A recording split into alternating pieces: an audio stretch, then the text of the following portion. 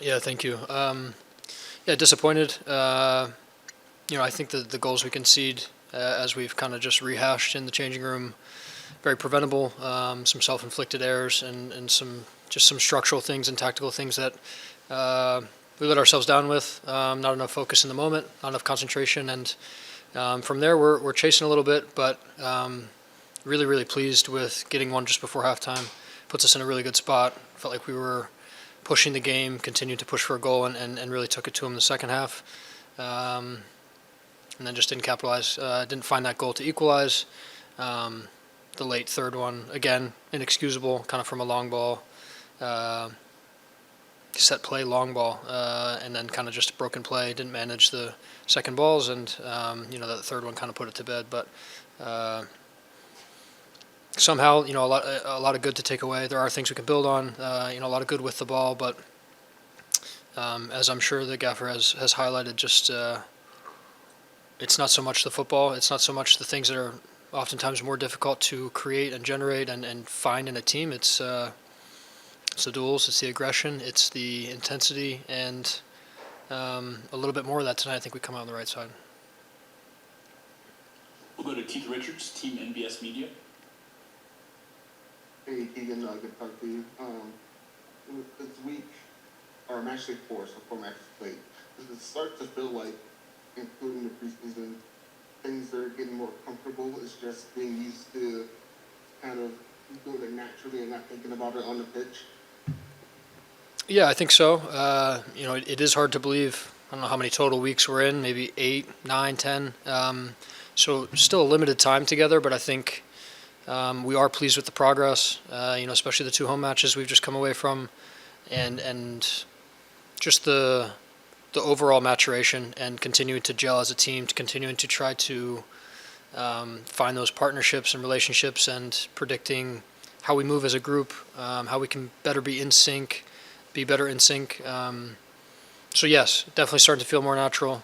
And again, I think, I thought tonight we checked a lot of boxes of the hard things or the difficult things when you are coming together still how many weeks in. It's the other things, unfortunately, that we let ourselves down with, just being a little bit nastier, being harder to play against, being a little smarter, a little more savvy. So those things are learned, and hopefully we learn them quickly. Spencer Baldwin, Burgundy Wave. Hey Keegan, the Rapids are perfect at home, but have yet to get any points away from home. This game was a much better performance compared to Seattle, but still coming home with 0 points. What will the team have to do to start to get points away from home? Thank you. Yeah, I think it varies so much week to week with the opponent, the venue, the tactics. Again, for us, as I've highlighted, even if you go back to Seattle and that away performance, more things were wrong there. You could almost say we didn't check any boxes in terms of what we wanted to do tactically with the ball, without the ball, intensity, aggression. However, in the second half, we come out and we look like a better team. We're starting to look more like ourselves. I think that's what we came away from that game saying, is we weren't ourselves at all. We let ourselves down. We didn't put into practice any of the things that we have been stressing for 5 weeks in preseason. Tonight, that wasn't the case. You see, I think, a much more developed team 4 weeks in advance of that first away match. I think it's, as I've kind of repeated myself already, it's those other things which I think get highlighted and exaggerated more away from home. That intensity, that aggression, that, the duels. Duels is something we talk about a lot, and that total duel count for a match is oftentimes very telling for the result. I think it's going to be a big focus going into next week. So I don't have the answer exactly what we need to do to win away from home. I know that we'll put everything into the training week, and we'll focus on Kansas, and I'm excited about the opportunity next weekend. We'll go to Sydney Cohn, Colorado Rapids. Keegan, we saw Velo making his official MLS debut tonight with the first team. Obviously been in and around the first team for a minute now, but just officially signed his first team contract earlier today. What have you seen from him in the past months of him being integrated with the team, and what can you say to him? There's obviously language barrier there a bit, but what can you say to him as a captain and a big voice in the locker room to maybe help him prepare for a big moment like this and keep him energized and keep him motivated throughout all these trainings leading up to this point? Thank you. Yeah, he's as you mentioned, the language barrier is there for sure. But I think even more of a testament to him and the way he's able to concentrate and take things in and apply, without a language barrier, a lot of difficult new concepts and ideas. So he's obviously impressed. He's done well enough to get himself a contract, and really happy for him tonight. So, my message to him and will continue to be is just continue to push him, continue to, and that goes for all the young guys, just to strive for that professionalism that every staff and every teammate is dying to have in a teammate or in a player. And that goes all the way from showing up with a smile, showing up on time, doing things that people don't ask you to do, picking up a teammate when he needs it. Just all these things that are non-football related. And he's got great character. You can tell that without speaking the same language. So we're happy to have him be a part of our group, and I'm excited for him and a bright future ahead. We have just enough time for a few more. We'll go back to Matt Wickham. Keegan, with all the experience you've had, and this not being your first time with a new head coach, the team is sitting 2 wins, 2 losses, +1 goal differential. Is there a watermark to get to the international break where you feel the team has done enough that you'll have that time to galvanize and really make a hard push in the second half of the season? Sorry, were you talking about the international break, like the World Cup break?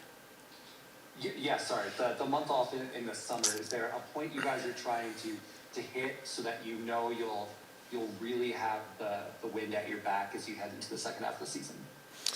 Yeah, I don't think so, the short answer. I think so much of this business is impossible to focus too far in the future. For